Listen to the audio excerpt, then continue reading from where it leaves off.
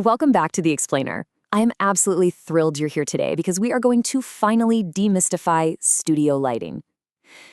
If you've ever stared at a stunning magazine-quality portrait or a super sleek product shot and thought, I could never do that, I just don't have the massive budget for all that gear, well, I'm here to tell you that you are absolutely wrong. Exceptional photos don't come from a mountain of expensive equipment, they come from knowledge, technique, and a really solid understanding of how light actually behaves. Okay, let's dive into this. Here's our roadmap for today.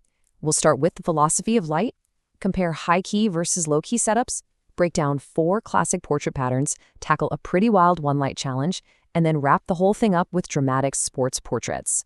So, Section 1, the philosophy of light. When the photography world made that huge leap from analog to digital, it obviously brought incredible freedom, but it also required a massive shift in mindset. Master photographer Christopher Gray really hit the nail on the head with this quote: "Every technical mistake can be avoided by applying just 2 things, knowledge and control." And honestly, that right there is the foundation of everything we're talking about today. You don't need to fix things in Photoshop if you just get them right in the camera. Success in lighting isn't some happy accident, it's the direct result of deliberate practice and mastering your raw materials. Moving on to Section 2, high-key versus low-key. To really gain control over the mood of your images, we've got to understand the actual properties of light. We're drawing on some fantastic insights here from the FD Photo Studio in Westcott Materials. But before we even touch the keys, we need to understand the quality of the light itself. Hard light creates harsh shadows and extremely high contrast. It's intense. Think of stepping outside right into the blazing midday sun. Soft light, on the other hand, is universally flattering. It has these gorgeous, smooth transitions between light and shadow. So, how do you actually get it? It all comes down to modifiers and distance. The golden rule you need to remember is that the bigger your softbox is, and the closer it is to your subject, the softer and more beautiful the light becomes. Now, when you take that beautiful soft light and just flood a scene with it, you get high-key lighting. It's bright, it has minimal shadows, and it usually features a crisp white background. It creates this airy, upbeat, and cheerful mood that is just perfect for commercial beauty or lifestyle shots. Contrast that completely with low-key lighting. Low-key is highly directional, it embraces deep, heavy shadows, and usually utilizes pitch-black backgrounds. It feels mysterious, moody, and just full of intense drama. Now, what's really interesting about the slide is how this simple manipulation of fill light completely changes the tonal range of your image. High-key uses multiple soft lights to literally fill in the shadows, which keeps the overall contrast incredibly low. But low-key, it often uses just a single hard light source and completely removes that fill light. By simply deciding whether or not to fill in those shadows, you stretch or shrink the contrast, which entirely dictates the emotional response of your viewer. And this right here brilliantly illustrates that exact point. Take a look at this low-key portrait of a muscular back from Christopher Gray's book. By intentionally restricting the light and letting those deep shadows just fall where they naturally may, the light is literally sculpting the human form. The darkness is actually just as important as the light itself. It adds weight, shape, and undeniable drama to the shot. All right, Section 3, 4 classic portrait patterns. So, we know how to control the mood. Now let's transition into the practical application of light on the human face, utilizing Westcott's fundamental rules for portraiture. If you are going to shoot portraits in a studio setting, there are 4 classic lighting patterns you absolutely must practice and memorize: butterfly, split, loop, and Rembrandt. Let's break these down one by one. First up is butterfly lighting. You might also hear this called paramount lighting. You take your softbox and place it directly above and slightly in front of your subject, pointing downwards. This creates a tiny butterfly-shaped shadow right under the nose. It's incredibly flattering for almost everyone. But hey, here is the trick. You have got to watch your angle. Do not let that shadow drop all the way down onto the upper lip, or it completely ruins the effect. Next is split lighting. Just like it sounds, you position your light at a 90-degree angle directly to one side of the face. And what does this do? It throws exactly half of the face into deep, low-key shadow. It is highly dramatic and creates a ton of visual tension. This is absolutely a go-to pattern if you're shooting intense athletes or if you're trying to replicate the gritty, cinematic vibe of a character like Batman. Then we have loop lighting, which is arguably the most popular and versatile pattern out there. You simply move the light to a 45-degree angle from your subject. This creates a subtle little loop of shadow falling down right beside the nose. It's wonderfully flattering for pretty much all face types.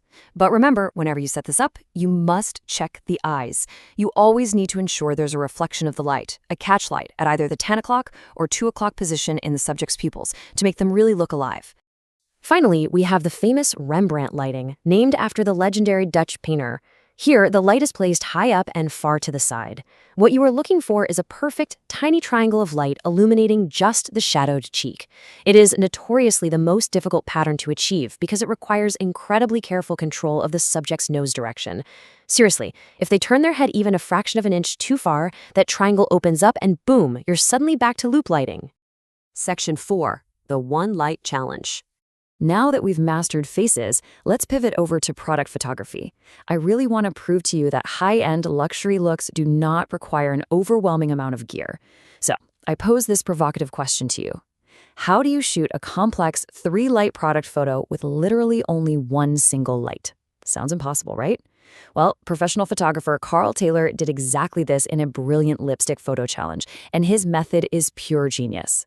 Let's walk through this clever behind-the-scenes process. In a completely pitch-dark studio, he sets his camera to a long exposure.